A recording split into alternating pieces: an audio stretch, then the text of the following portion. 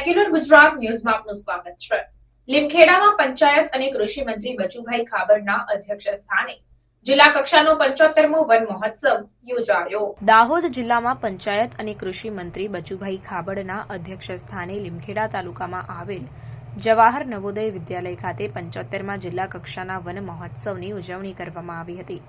આ પ્રસંગે મંત્રી બચુભાઈ ખાબડે જણાવ્યું હતું કે આપણે ફક્ત વૃક્ષ વાવવાનું નથી પરંતુ તેનું જતન પણ કરવાનું છે। આ વન મહોત્સવની ઉજવણીમાં તત્કાલીન મુખ્યમંત્રી અને હાલના વડાપ્રધાન નરેન્દ્રભાઈ મોદીની પ્રેરણાથી વનો સ્થાપવાની શરૂઆત કરવામાં આવી હતી, જેને મુખ્યમંત્રી ભૂપેન્દ્રભાઈ પટેલ આગળ ધપાવી રહ્યા છે। વધુમાં તેમણે જણાવ્યું કે દર વર્ષે યોજાતા વન મહોત્સવના માધ્યમથી લોકોને વૃક્ષોના મહત્વ અંગેનો સંદેશ આપવાનો પ્રયાસ કરવામાં આવી રહ્યો છે। આ વર્ષે પ્રધાનમંત્રીના હરિત ક્રાંતિના સંકલ્પને સાર્થક કરવા માટે એક પેડ માં કે નામ અભિયાન શરૂ કરવામાં આવ્યું છે। એક વૃક્ષ વાવીને પર્યાવરણ બચાવવાના આ અભિયાનમાં સરકાર સાથે સહભાગી બને તો આ અભિયાનને વધુ સાર્થક કરી શકાય।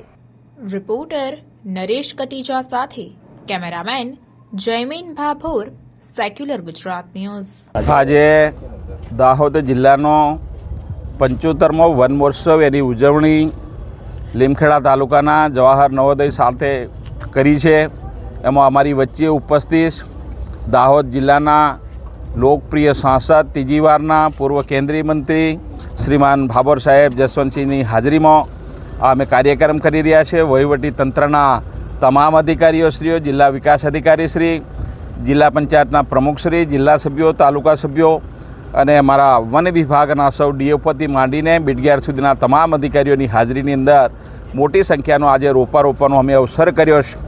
આ દેશની આઝાદીના 1950ની અંદર ગુજરાતના એક સપૂત કનૈયાલાલ મુનશીજીએ જ્યારે ભારત સરકારની અંદર વન અને સહકાર વિભાગનું નેતૃત્વ કરતા હતા ત્યારે તેઓએ 1950ની અંદર ગુજરાતની ધરતી પર આણંદ ખાતે આ વન મહોત્સવની શરૂઆત કરી હતી। એને આગળ વધારીને 2004માં ગુજરાતના તત્કાલીન મુખ્યમંત્રી અને દેશના વડાપ્રધાન નરેન્દ્રભાઈ મોદી શ્રીએ ગુજરાતની અંદર પહેલાં પાટનગર ખાતે પુનિત વનની શરૂઆત કરીને ત્યારથી સમગ્ર ગુજરાતના જિલ્લાની અંદર આવા વન મહોત્સવ અમે કરી રહ્યા છીએ। 19 જેટલા જિલ્લાની અંદર 22 સ્થળોએ વન મહોત્સવ કર્યા છે અને આ વર્ષે રાજ્યના મુખ્યમંત્રી ભૂપેન્દ્રભાઈ પટેલે પણ દેવભૂમિ દ્વારકા ખાતે પણ 8 ઓગસ્ટના દિવસે આ ગુજરાતનો વન મહોત્સવ ખુલ્લો મૂક્યો હતો। એમ આજે જિલ્લાથી તાલુકાથી ગામ સુધી આ બધું કરીને દાહોદની અંદર પણ મોટી સંખ્યાનો લગભગ 26 લાખ જેટલા રોપા ઉછેર્યા છે।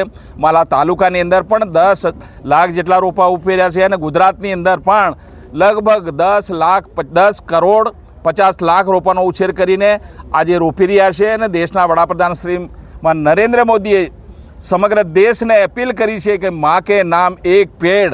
આ દેશની 140 કરોડની જનતા પોતે એક રોપા રોપશે એવા સંકલ્પ સાથે પૂરા દેશની અંદર આ આવનારા ભારતના ભવિષ્ય માટે, પર્યાવરણને બચાવવા માટે અને પ્રાણવાયુને પણ બચાવવા માટે વનો સુરક્ષિત, આપણા વૃક્ષો સુરક્ષિત રહે એના માટે દેશ અને ગુજરાત અને દાહોદ તમામ જનતાની સાથે જોડાઈ છે। ખૂબ મોટી સંખ્યાની અંદર વન મંડળીઓ, સખી મંડળો અને અમારા શાળાના શિક્ષકો, વિદ્યાર્થીઓ બધા જ જોડાયા હતા। Thank you. સમાચારોની અવનવી અપડેટ્સ માટે જોતા રહો સેક્યુલર ગુજરાત ન્યૂઝ। સાથે સેક્યુલર ગુજરાત ન્યૂઝ ચેનલને લાઇક, શેર અને સબસ્ક્રાઇબ કરો અને બેલ આઇકોન દબાવીને સમાચારોની ઝડપી માહિતી મેળવો।